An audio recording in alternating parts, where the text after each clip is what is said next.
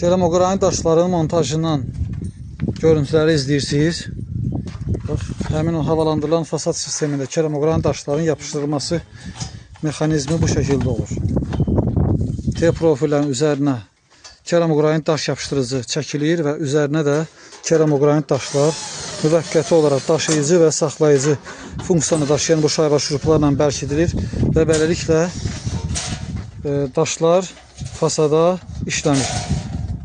Bu şayba şurupların burada qalma müddəti fəsillərdən asılı olaraq 2 həftə və yaxud 10 gün çəkir. Ondan sonra bunlar açılır, şayba şurupsuz görüntü qalır.